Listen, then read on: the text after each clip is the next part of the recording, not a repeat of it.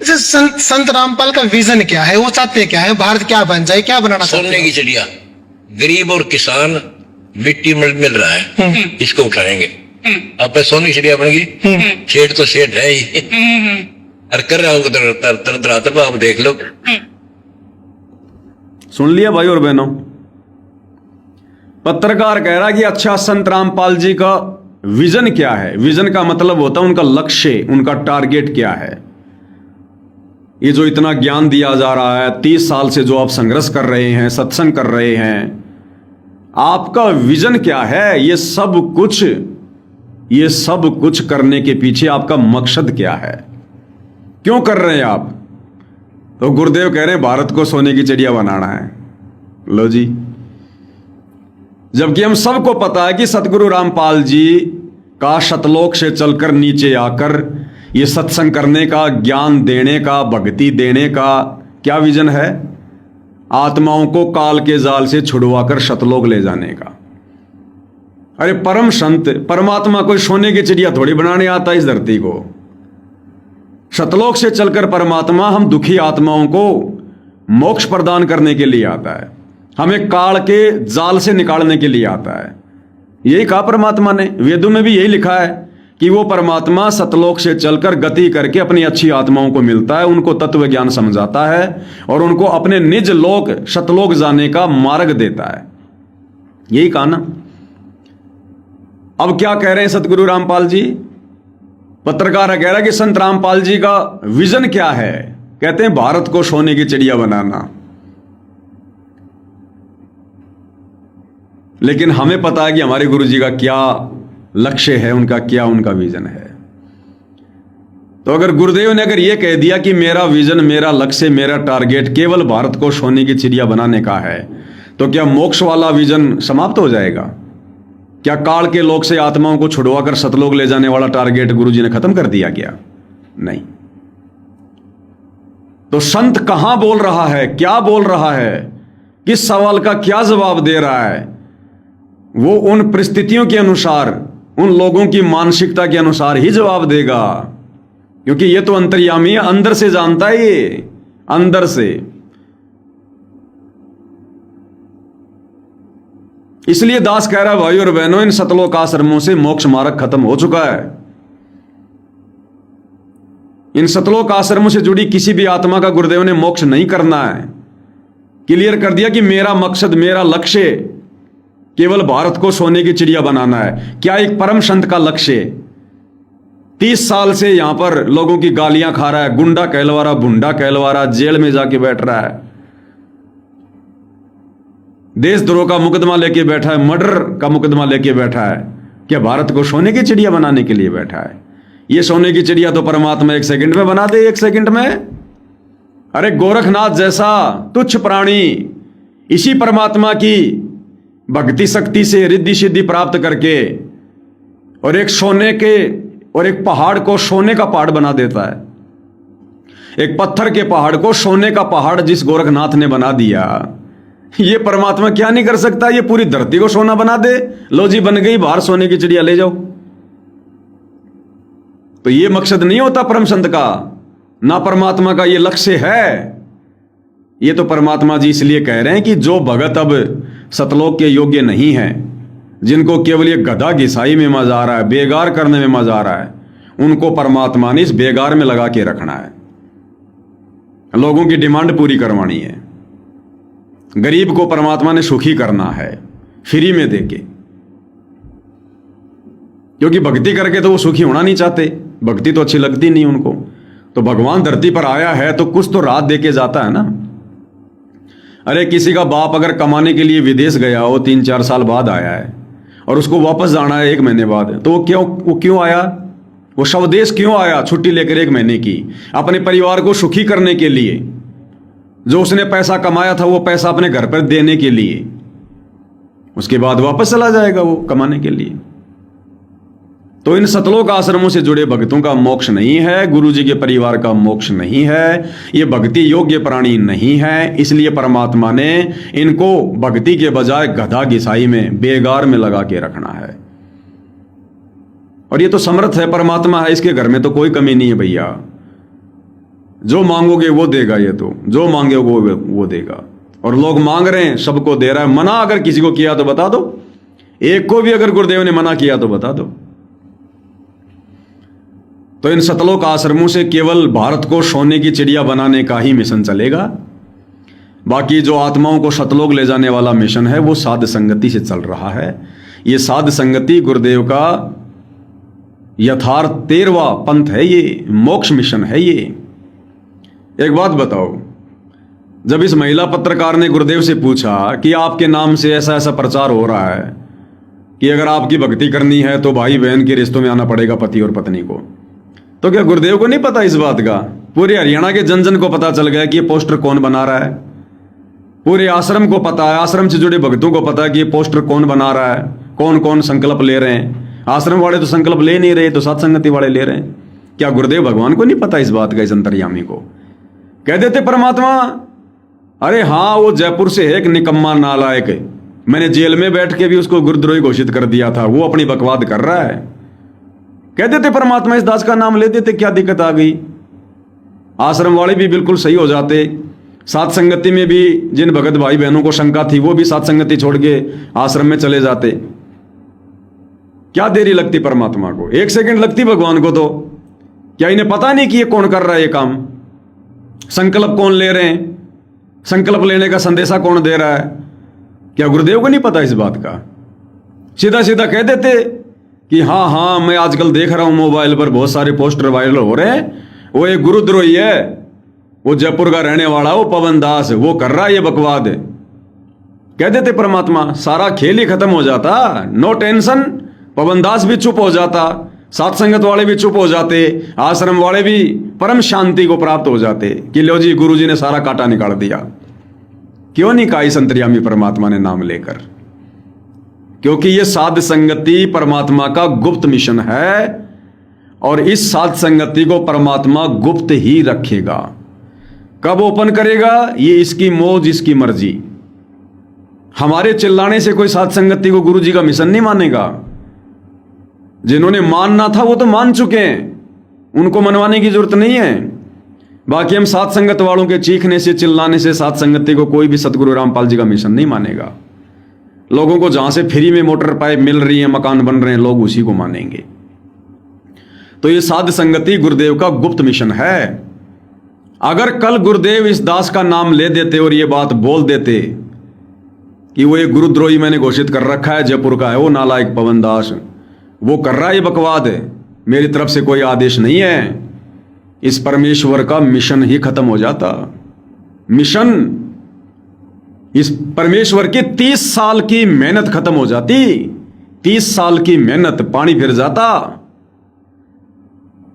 हर एक भगत भाई बहन के मन में डाउट आ जाता, हर एक भगत भाई बहन के मन में दोष आ जाता कि अब क्या करें, इधर कुआ इधर खाई। क्योंकि मैं तो उसके बाद बोलता नहीं बिल्कुल भी, मेरा तो फिर कोई मतलब नहीं निकलता बोलने का। और साथ संगत वाले सारे के सारे डाउट में आ जाते, क्या करें क्या ना करें। एक तरफ गुरुदेव भगवान का ज्ञान आधार और एक तरफ गुरुदेव की मुख कमल से निकली बात है, किसको माने? भगवान का विधान तो कह रहा कि भग भोगे भग उपजे, भग से बचा न कोई, जो कोई भग से बचे भगत कावे सोई। आग पराई आपनी हाथ दिए जल जाए, नारी पराई आपनी भोगे सब कुछ जाए। परमेश्वर का विधान तो यह कह रहा है, हरि सुमरे सो हंस कहावे और कामी करो दी कागरे, भवरा ना भर में विष के बण में चल बेगमपुर बागरे। परमेश्वर का विधान तो यह कह रहा है। 30 साल तक तो भगवान ने यह बताया और आज भगवान क्या कह रहे हैं? तो भाई बहन भी डाउट में आ जाते।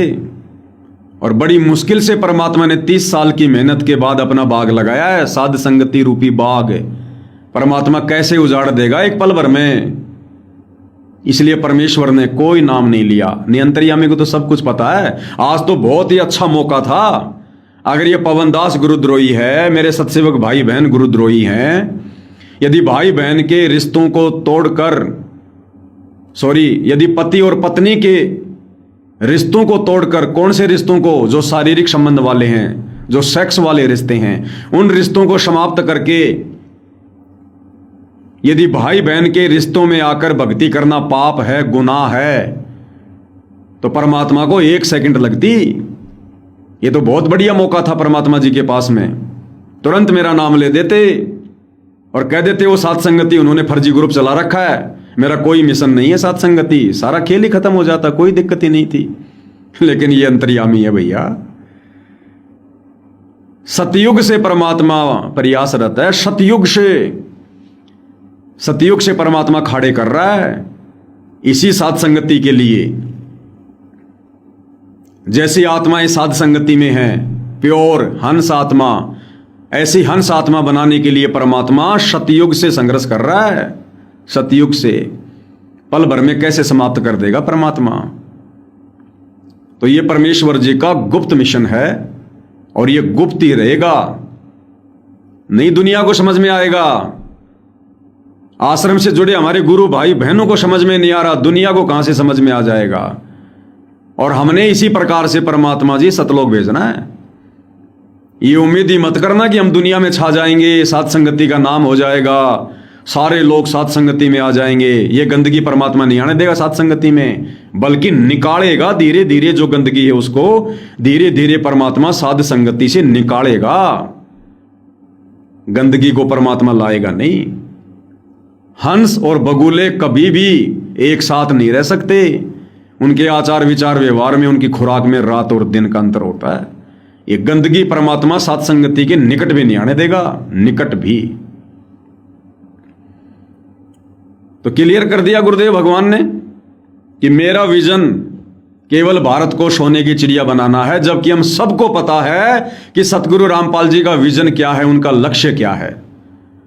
अगर भारत को सोने की चिड़िया बनाने का ही संत रामपाल जी का विजन होता तो ये काम सत रामपाल जी 1997 से चालू कर देते। आज तक तो भारत सोने की चिड़िया क्या, सोने का मोर बन जाता।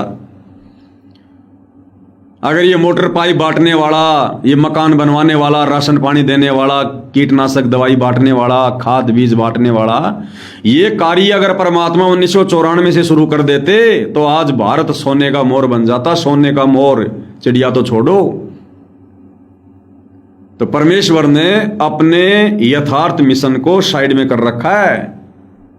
जिस प्रकार किसान खेत से फसल निकालने के बाद में अगले वर्ष के लिए बीज को अलग से बांध के रख देता है, उसको छेड़ता नहीं है, अलग से पैक करके दवा दूध छिड़क के कि कोई कीड़े काड़े भी इसको खराब ना कर दें, अलग से बांध के रख देता परमात्मा, उसमें से नहीं लेता एक दाना भी किसान।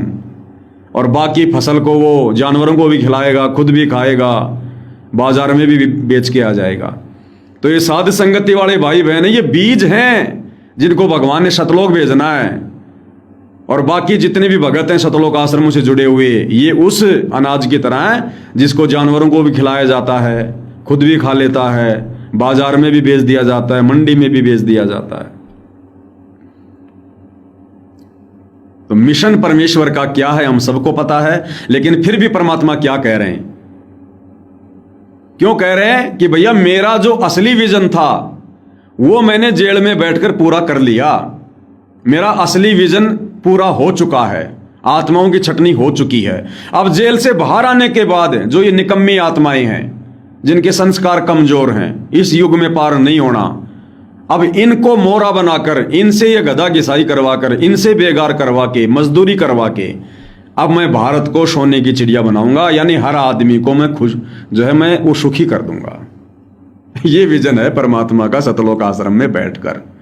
इसलिए परमात्मा ने कहा था कि बच्चों मैं चाहे कुएं में पड़ा रहूं लेकिन तुम्हें सुखी कर दूंगा, तुम्हारा मोक्ष कर दूंगा, बस तुम डगमग मत हो जाना। यानी मेरी बातों को सुनकर जो बातें मैं धनाना आश्रम में बैठकर कहूंगा, इंटरव्यू में कहूंगा, अपने भक्ति विधान के खिलाफ कहूंगा, अपनी वाणियों के खिलाफ कहूंगा, क्योंकि अब खिलाफ बोलना मेरी मजबूरी हो गई।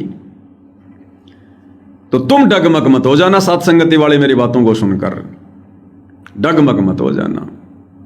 और यही कारण है भाई और बहनों, सतगुरु रामपाल जी ने सत्संग करने बंद कर दिए। अगर परमात्मा जी सत्संग करें तो सत्य बोलना पड़ेगा, अगर सत्संग करते तो सच ही बोलना पड़ता, जो 30 साल से बोलते आ रहे हैं। इसलिए परमात्मा जी को पता था कि अब सच सुनने वाला कोई नहीं है।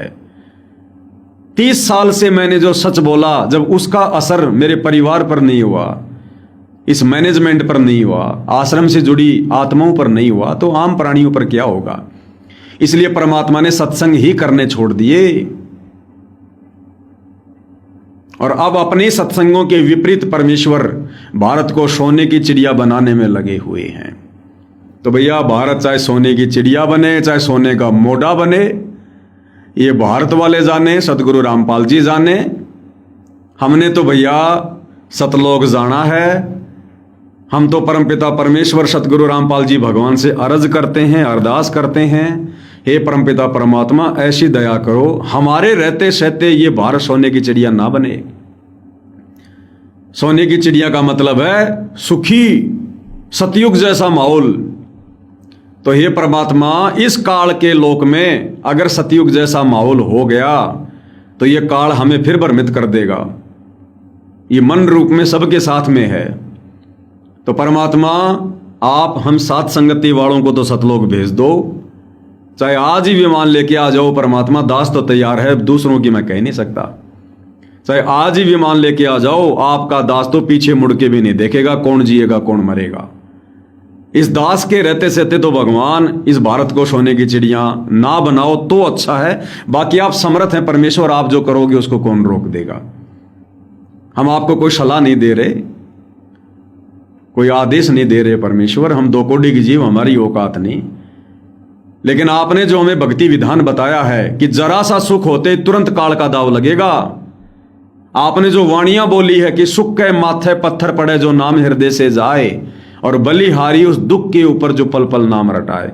इस विधान अनुसार परमेश्वर ये भारत देश सोने की चिड़िया बने या सोने का कबूतर बने, उससे पहले परमेश्वर हमें तो सतलोक भेज दो परमात्मा। आगे क्या कह रहे हैं भाई और बहनों परमपिता परमेश्वर जी। तो विजन आपने सुन लिया और सुन लो। अच्छा, संत रामपाल का विजन क्या है, वो चाहते हैं क्या है, भारत क्या बन जाए, क्या बनाना चाहते सोने हैं? की चिड़िया, गरीब और किसान मिट्टी मिल रहा है, इसको उठाएंगे।